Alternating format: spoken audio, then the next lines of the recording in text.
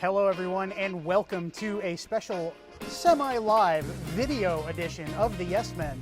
I'm Lou DiPietro, this time to my right, my co-host extraordinaire Doug Williams. Usually he's over there, you can't see it, we're audio. This one's audio, video, the whole multimedia works tonight. And as you can see behind us, we are live at the Barclays Center. It's a few hours before tip-off as we tape. The Brooklyn Nets are getting ready to rehearse some routines, so if we have to kind of talk loud and you watch them dancing in the background, it might happen. There's just been a little heads rumors up. of some pop music, but that's been happening for a few minutes now. Well, we'll see what happens. Peaceful now. Yeah. Anyway, Lou, big game tonight. Absolutely. It's been an interesting start to the season for the Brooklyn Nets. They've shown signs of brilliance. They've shown signs of rust, but tonight is really the big beginning. And they've shown signs of winning, which they were doing multiple times during the game the other night against the Cavs. Tonight's going to be a big test. Miami, two-time defending champions. Doesn't matter if it's the second game of the season or the 82nd game of the season. This is a big game. It's a tough game. There go the Brooklyn Nets. So, Doug, you might have to edit this. Yeah. I lost my train of thought there. What were you saying before we were talking edited? about the Nets-Cavs game. What did we see that we liked? Well, in some ways, they're one of those teams that you have to wait because they're going to gel and everything like that. Right. And sometimes I get frustrated by that because they've been playing together for a while, preseason, camp, everything like that. So at a certain point, you got to look at it like kind of like music. It's a universal language. It's basketball. Right. You get these players together, they start playing well together automatically. But sometimes that doesn't happen. Right. They played a good Cavs team. It's not a pushover team anymore with, Bynum, and Kyrie Irving's never played better. And so. you saw Bynum got a huge ovation when he came in from the Cleveland Yeah. fans for his first check in there. So they're obviously very excited to have him out there. That's an interesting team to look at in the Eastern Conference. Yes. I think maybe they're looking at a 7 or 8 seed, possibly push up to the 6th. You can't. This is not that was not a panic game. No. By any means for the Brooklyn Nets. That's just a good team. Right, and that's one thing that multiple of our analysts during their season previews mentioned, that Cleveland might be one of those teams that sneaks into an 8 seed, makes some noise, got a great front court. Kyrie Irving is an all-world point guard. He might be one of the best in the NBA already, only in his third year. So we'll see, as the year goes on. The Nets actually end the season in Cleveland too, which is kind of a weird scheduling quirk. But hey, we'll see what happens 80 games from now. But as I was saying too beforehand, Miami, whether it's the second game or the 82nd game, it's a huge game. They are a cohesive unit. They've got 6 guys on the bench that could start and probably be all-stars in several locations if they weren't on the Miami Heat bench.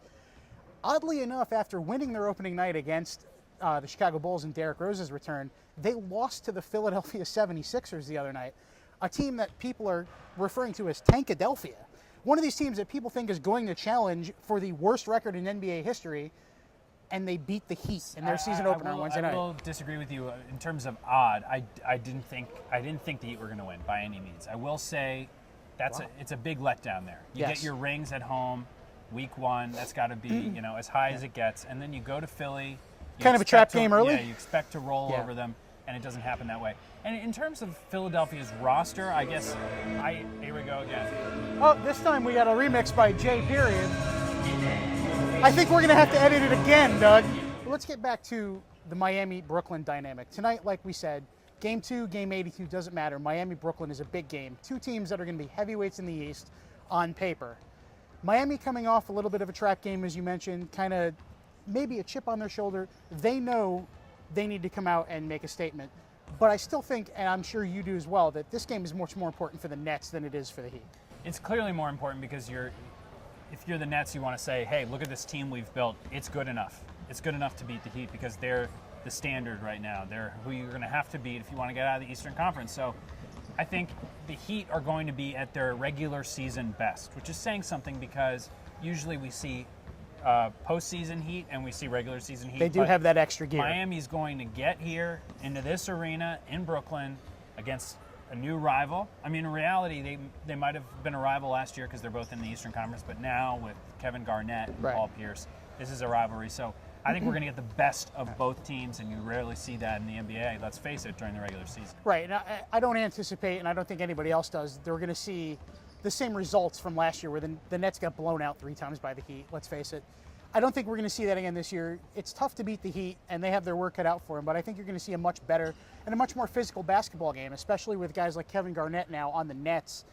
just have that extra edge, that toughness, that willingness to just go in there and grind. And I think we're going to see a much different game.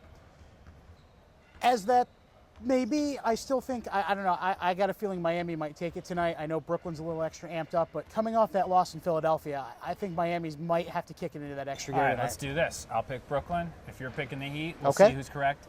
I think the atmosphere here last year was good. I think it's going to be great tonight. If you think about the fact that this is, as I have said before, the new Brooklyn Nets, I think the atmosphere is going to be different. Second Right. year of the franchise. Few people have questioned just how much of an advantage this place was for the Nets.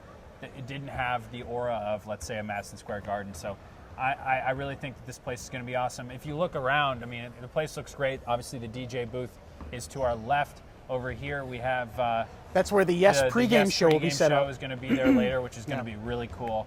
And this is technically also supposed to have been the 1-year anniversary of the official grand opening of Barclays Center. Obviously, last year, the effects of Superstorm Sandy forced the Knicks-Nets opener to be canceled, or postponed, I should say. So the first game at Barclays Center was November 3rd. But here we are 1 year later, new Nets team. New York is ready to go. Brooklyn's ready to go. It's going to be a happening, as one of my old heroes would say. One more thing we wanted to talk about. That's not right. really Nets related, but we kind of have to here on the Yes Men. Yankees re-signed Derek Jeter to a 1-year deal today. What are your impressions? Well, Derek Jeter gets a $2.5 million raise, sort of, from the $9.5 million his option would have been to $12 million. There's escalators in that contract. You know, he could receive bonuses for incentives if he had picked up the option. It may or may not save the Yankees a little on the luxury tax, depending on how things all shake out. There's kind of a debate on that at the moment. But you knew Derek Jeter was coming back. I mean, obviously it wasn't official until hours ago, but you knew Derek Jeter was coming back to be a Yankee for the 20th season.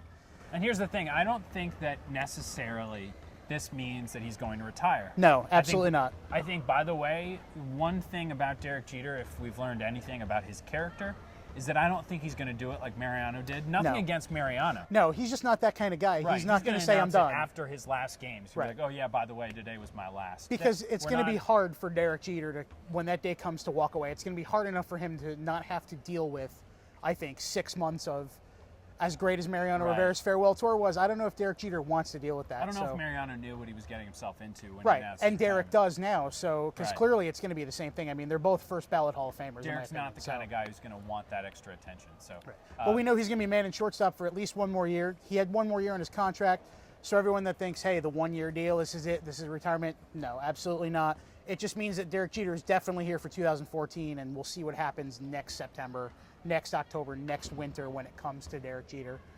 And who knows, you know, we could be wrong. He could say in March, this is it, I'm done, and we have another farewell tour, which would be awesome. Who knows? That's why they call it the future. and if I could give you guys, in closing here, one piece of advice, it would be to watch this game tonight. Absolutely. On Yes, this is going to be fun. The atmosphere is going to be awesome. We wanted to come here and do this because this is the place to be. This is the hot ticket in New York right now, Right. which is always a cool event to be at. You know, Yes, the absolutely. ticket that everybody wants, Right. and I expect there to be celebs, and we'll be all over that tonight. Well, on we're Yes. here, so I mean, Right, that's we two are in the here. house We're right doing now. a I mean, podcast. There's a camera involved, so technically we're celebrities. That's we are awesome. celebrities. That's awesome. And we'll be here tonight. We wish you could all be here, but if you can't, tune in to Yes. Pre-game coverage, and then the game begins at 8 o'clock. It's going to be amazing, awesome, physical, You gritty. kids out there on Twitter, #NetsOnYes. Insert Tweet at adjective Luke, here, basketball. Tweet at me. Yep. Yes, tweet at us, tweet Nets on Yes. Just watch the game, enjoy. You're going to see some great basketball. I'm picking the Nets. I got the Heat. And I guess we'll see next week when we reconvene for another audio-only edition of the Yes Men, who was Back to right and normal. where we stand. Back to normal. Until then, ladies and gentlemen, boys and girls, he is Doug Williams. I'm Lou DiPietro. We're the Yes Men, and we're saying goodbye from Barclays Center.